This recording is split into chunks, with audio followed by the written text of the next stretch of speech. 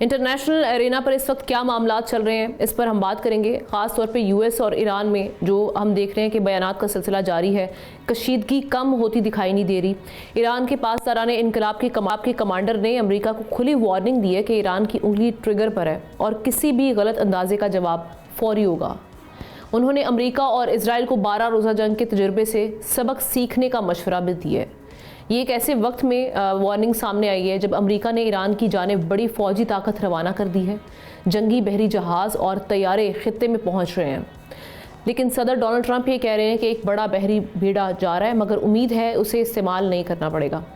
Trump ने दावा किया कि ईरान मुज़ाकरात पर आमादा है और अमेरिका भी बातचीत के लिए तैयार है।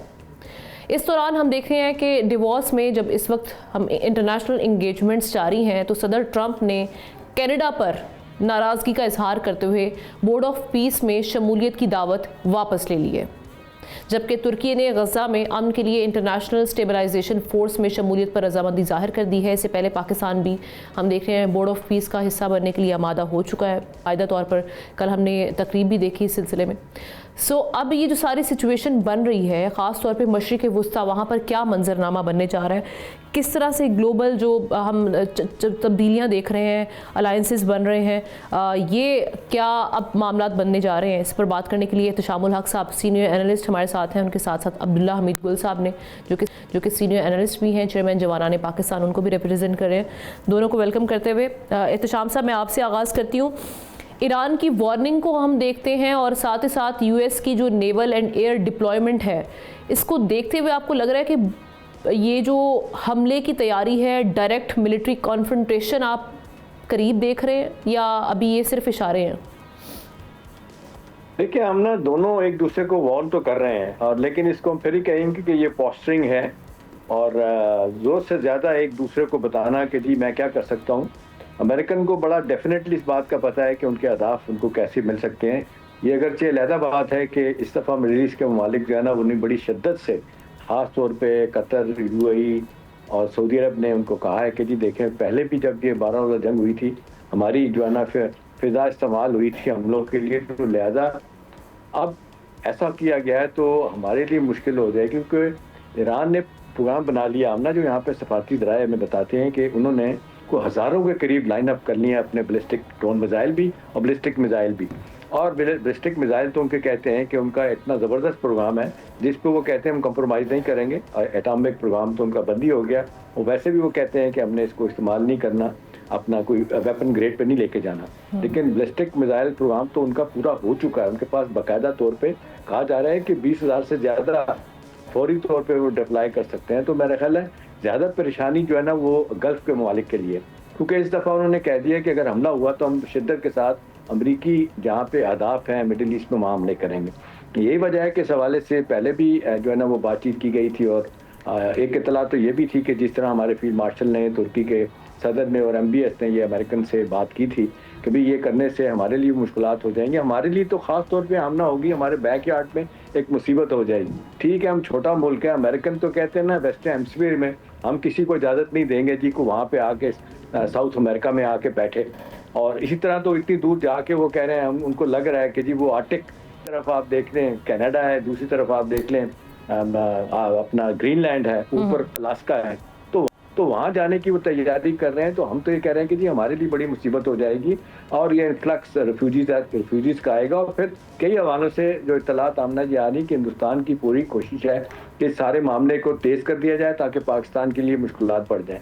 तो हमें तो नेक्स्ट डोर नेबर होने के वाले से तो हम ना हमारी मुश्किलात अपनी जगह पे, लेकिन कुछ ये भी पता चल रहा है कि शायद गिव एंड टेक होने की बात हो रही है, क्योंकि जब 2 दफ़ा से ज़्यादा कह चुके हैं सुप्रीम लीडर भी और उनके प्रेसिडेंट भी, और साथ साथ उनके फॉरेन मिनिस्टर भी रांची कह चुके हैं हम बातचीत के लिए तैयार, तो लगता है कि बातचीत का मामला आगे जाएगा। हाँ, ये है कि दोनों अफराफ इस वक्त मैक्सिमम चाहेंगे कि गेन कुछ करना कर सकें, और इस हवाले से प्रेसिडेंट ट्रंप जो है ना वो तो बड़ा वाज़ेह तौर पे कह चुके हैं कि जी अच्छा, एक बात तो उन्होंने मान ली है फौरी तौर पे, जिसके वजह से प्रेसिडेंट ट्रंप ने कहा हम अपना ऐलान वापस कर रहे हैं फॉर द टाइम भी, कि जो 2800 फांसियां लगने जा रही थी उसको वो रोक दिया गया है। अमेरिकन को ये बार बार बताया जा रहा है कि देखिए आपका इस वक्त बहुत बड़ा एक जिसको कहते हैं इन्फ्लुएंस है मिडिल ईस्ट में। अगर आप चाहते हैं कि आपको इन्फ्लुएंस रहे तो आपको बना के रखनी चाहिए। सिर्फ इजराइल की खातर आप सऊदी अरब से और यूएई से, कतर से, सारे गल्फ मालिक से, इवन टर्की और पाकिस्तान से भी आप चाहते हैं कि आपके ताल्लुकात खराब हों तो ये ना करें। तो कहते हैं कि किसी जगह सेंस प्रिवेल किया, लेकिन मसला ये है आमना वहाँ तो झगड़ा जो अभी तक खत्म नहीं हो रहा वो है कि जिस तरीके से पेंटागन और सीआईए इकट्ठे हो गए हैं वो प्रेसिडेंट ट्रम्प की बात सुन रहे हैं। व्हाइट हाउस और वजारत खारजा स्टेट डिपार्टमेंट उनको कह रहा है कि जी नहीं, कोई डिप्लोमेटिक नेसेसिटीज होती हैं, हमें डिप्लोमेटिक चैनल के जरिए अपने अहदाफ हासिल करने चाहिए। लेकिन अभी तो नथिंग कैन बी सेड क्या होगा, लेकिन दोनों तरफ तैयारी भरपूर नजर आ रही है। लेकिन ये भी इतलात आ रही है कि शायद कुछ गिव एंड टेक हो जाए। और जो लेकिन अमरीकी सदर बहुत अनप्रिडिक्टेबल भी है, इस चीज़ से हम बड़े अच्छे से वाकिफ़ हैं। अब्दुल्ला साहब, एक बार वो बात सुनते भी हैं, उसके बाद कुछ से कुछ हो जाता है, मंजरनामा बदल जाता है। अब पाकिस्तान बोर्ड ऑफ पीस का हिस्सा तो बन चुका है। इस सारे सिचुएशन में अगर कोई डायरेक्ट कॉन्फ्रंटेशन की जानिब अमेरिका जाता है तो पाकिस्तान इस सारी सिचुएशन में किस हद तक किरदार निभा सकता है? क्योंकि ऑब्वियसली ईरान हमारे हमसाये में है, वहाँ पर कोई मसले मसाइल होते हैं तो पाकिस्तान में उसके असरात आएंगे। दूसरा ये कि जो हम डिप्लोमेटिक अलाइनमेंट्स देख रहे हैं इस पर भी ज़रा तज्जिया दीजिएगा। बड़े हम देख रहे हैं ममालिक हैं जो कि बोर्ड ऑफ पीस का हिस्सा नहीं बनना चाह रहे, पीस बोर्ड का हिस्सा नहीं बनना चाह रहे। इसका मतलब है कि कहीं ना कहीं एतमाद की कमी भी है और अमरीकी सदर ये खुद कह चुके हैं कि सोली उन्हीं का फैसला चलता है। कोई पीस बोर्ड के जो मेंबर होंगे, क्या आपको लगता है कि उनकी ओपिनियन लेकर जो अहम फैसले हैं वो लिए जाएंगे? बिस्मिल्लाहिर्रहमानिर्रहीम, बहुत बहुत शुक्रिया। देखें, बोर्ड ऑफ पीस के अंदर 26 इनिशियल मेंबर आए हैं, जिसके अंदर से कनाडा को अगर निकाल दिया जाए तो 25 रह जाते हैं। और उसके बाद जो है उसके अंदर जो बुनियादी तौर पे जो मेरे ख्याल में जिनके ऊपर जुल्म सितम किया गया, बर्बरियत ढाई गई, और वो तो फ़लस्तीन है और वो उसका मेंबर है ही नहीं। दूसरी जानिब जिसने जाबराना काम किया, इसराइल, वो वहाँ बैठा है। पाकिस्तान और इसराइल पहली दफ़ा जो है वो एक जगह के ऊपर जो है वो बैठने जा रहे हैं, इकट्ठे बैठने जा रहे हैं। ठीक है, यूनाइटेड नेशन में, लेकिन हम यूनाइटेड नेशन नहीं बैठते, हम जो है वो उनको बायकॉट कर देते हैं। अभी आपको याद है नेतन्याहू आया था तो सब लोगों ने बायकॉट करके जो है वो चले गए और वहाँ वो खाली तकरीर करता रहा। मुस्लिम दुनिया का तो लोग वहाँ नहीं मौजूद थे। दूसरी जानिब जो है वो ये देख लीजिए कि अगर हम नहीं बनते बोर्ड ऑफ पीस मेंबर तो फिर क्या हासिल हो जाता। ये एक नई अलाइनमेंट का आपने जिक्र किया है, ठीक है, वहाँ बैठेंगे, कुछ अपनी बात मनवाएंगे या कुछ कम से कम सुनेंगे, या कम से कम अमेरिका को या दीगर दुनिया को ये कहने का मौका नहीं मिलेगा कि हम जो है जनाब जब कोई पीस प्रोसेस शुरू हो रहा था तो हम उसका हिस्सा नहीं थे। हाँ, अब जितना भी ओनर्स है वो इजराइल के ऊपर चला जाएगा और जाहिर है डोनाल्ड ट्रंप जो है वो यही चाहेंगे कि पीस प्रोसेस जो है वो प्रिवेल करे, और अगर उसके अंदर कोई रखना डालेगा इजराइल, जो जाहिर है उसी की जानिब से रखना आता है, तो फिर इसका मतलब है कि कम से कम दुनिया को नुक्ताचीनी का मौका मिल जाएगा। दूसरी जानिब जो है वो ईरान है। ईरान जो है बोर्ड ऑफ पीस का मेंबर नहीं बना और ना ही वो बनने जाने का कोई उसका इरादा है। ये याद रखिए कि ईरान की न्यूक्लियर पावर जो है वो कहीं खत्म नहीं हुई, और ये जो हालिया जिस तरीके से चाइना और रशिया की बेतहाशा मदद आई, रशिया की खुलेआम और चाइना की जो है वो साइलेंटली, और ये देखिए कि उनके जहाज एंटीनॉव जो थे वो भर भर के आए, और इजराइल जो है उस टाइम पे उसको सबसे ज्यादा खतरा है, क्योंकि अमेरिका का तो शायद वो कुछ ना कर सके अभी, ऑल्दो कि उन्होंने इंटरकॉन्टिनेंटल बैलिस्टिक मिसाइल का कामयाब तजुर्बा किया है, लेकिन इसके बावजूद जैसे अभी एहतिशाम साहब ने कहा कि उनकी मिसाइल टेक्नोलॉजी जो है वो बड़ी सुपीरियर है, और उसके अंदर सबसे बड़ी बात यह है कि हाइपरसोनिक मिसाइल्स मौजूद हैं जो 11,000 किलोमीटर की रफ्तार से शुरू होते हैं, और ये बहुत ज्यादा आगे जा सकते हैं। मकसद यहाँ ये कहने का है कि दुनिया में कोई सिस्टम इस टाइम पे अमेरिका समेत किसी के पास नहीं है जो हाइपरसोनिक मिसाइल्स का तोड़ निकाल सके। इसका मतलब यह है कि अगर जो अमेरिकी अड्डे, जो 21 अमेरिकी अड्डे इस खित्ते में मौजूद हैं अरब ममालिक के अंदर, ईरान उनको निशाना बनाएगा, जिस तरह से हदीद बेस को उसने कतर में निशाना बनाया था।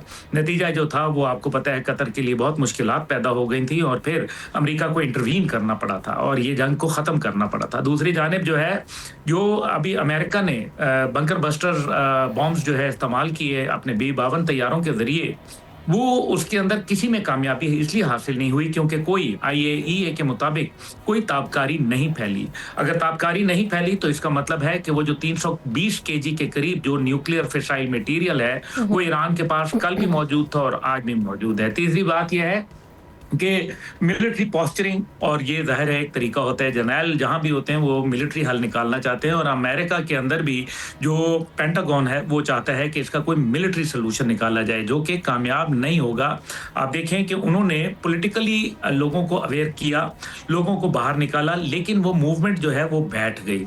उसके बाद जो है वो अब अमेरिका क्या करेगा, अवाम जो है वो एक दफा फिर इकट्ठी हो जाएगी उनके साथ, और फिर इजराइल का जो है वो खैर नहीं होगी। इसलिए मेरा नहीं ख्याल के बावजूद इसके कि दो न्यूक्लियर पावर्ड जो यूएसएस अब्राहम लिंकन और यूएसएस जॉर्ज डब्ल्यू बुश दोनों को खित्ते में भेज दिया गया है।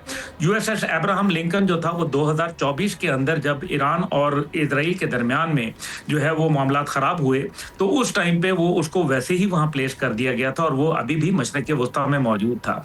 दूसरी जानिब जो है वो आप देख लें कि इन दोनों जहाज़ों के ऊपर तकरीबन 90 जहाज और साथ ही साथ जो हेलीकॉप्टर्स हैं वो इस पे मतलब फी जहाज जो है वो आ सकते हैं।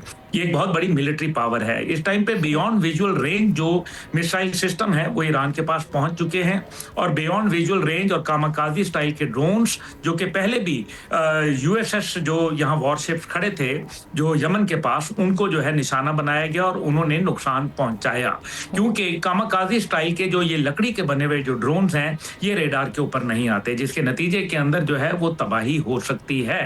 अब इसके बाद जो है फिर ये आप समझते सारे क्योंकि इसराइल बार बार यही कहता रहा, और जो हम इंटरनेशनल रिपोर्ट्स देखते रहे वो यही कहते रहे कि इसराइल जो है वो ईरान को एक थ्रेट लेता है और इस पे हमला करने का सोच रहा है बहुत जल्द। हमने माजी करीब में भी ये रिपोर्ट्स देखी थी।